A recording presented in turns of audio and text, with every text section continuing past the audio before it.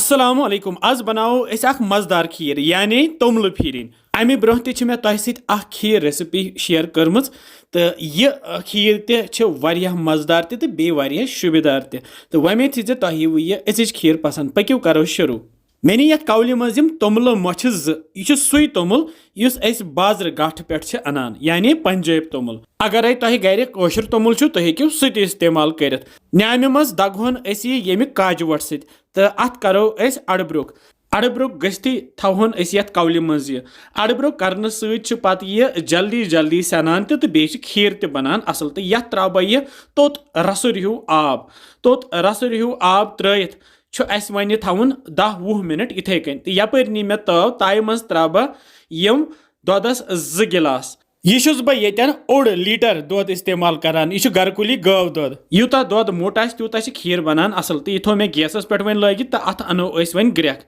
तो सती रोजहोस खलन दिवान दिवान कह मिनट गस्थी आय वन दोदस ग्रेक दोद वन ग्रेकान तो यथ खस हेर कुन मलय ते तल मे गैस थोमुत लोत तो लथसी पे मटरावन यह दोद यूता दोद मोटे तूता बन खीर असल मे नीव यह प्याल तो यथ प्यालस मज त्रा बह क्या कोंग पत्र यह प्योर पापरुक कोंग तो यथ त्रा बह ये कड़ित दोद तोत रसुर हूँ दोद तो अमे पत दिमो अत खलन तो थवो अत वन पे ढकन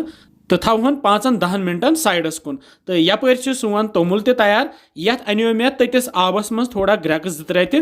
पत थो मे यथ कौल मज बे यह वन नरम्योमुत तो यह तोमुल त्रावन बह ये दोद सती वन तो अमे पत त्रो अत खंडस 2 चमच खंड कूत तुम खेवान कम ज्यादा तुम हेकू त्रित तो रलावन यह सही पे तो ग्रकनावन यह तल मे गैस थोमुत लुत यूता यथ वन पाक लगे तूता मोट यह तो तूता बन खीर असल तो ये त्रा बह यह सब्ज ٲلہٕ पाउडर ओड चमच तो बे त्रोहस यह दोद ते ऊर यथ मजन कोंग त्रो येम सत यथ खूबसूरत रंग वन यपर मे ताय मज निमुत खोपर पाउडर 2 चमच बेम किशमिश कह बेम काजू बेम हिरनि गोज यमन जन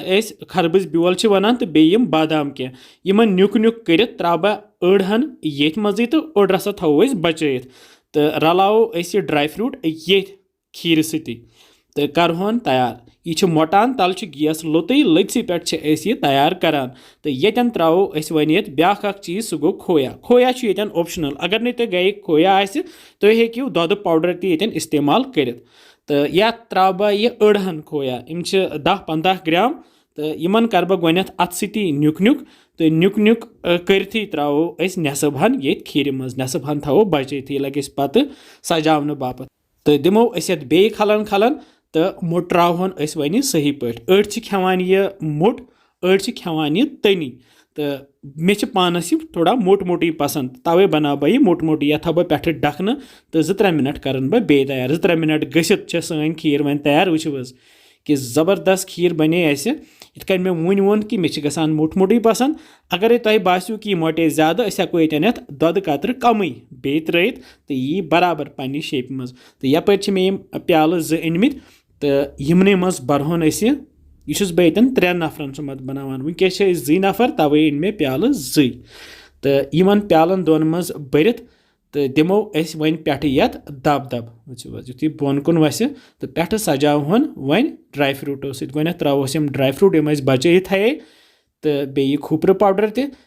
मे यह खरबुज ब्योल ती त्रोस पे तो बे मे थोमुत क्या खोया ते बचे तो यह त्रा बह अम मज अड़हना वो कि खूबसूरत खीर बने अगर पोथ आव तिमन बापत बनाओ खीर या अगर गर बस तिमन बापत बनाओ खीर वन सजावन बे एक चीज सह गो यह रप वर्क तो यम रप वर्क मिठाई त्रावन पे तो यह त्रो थोड़ा सा युथ खूबसूरत बस तो मे सत मरियम ते हाबिल तो यम खेनी मे सत खीर तो वमे तुह यह खीर पसंद आम इंशाल्लाह समखो बे जल्दी तुम थो पन ख्याल बिहु रबस हवाल।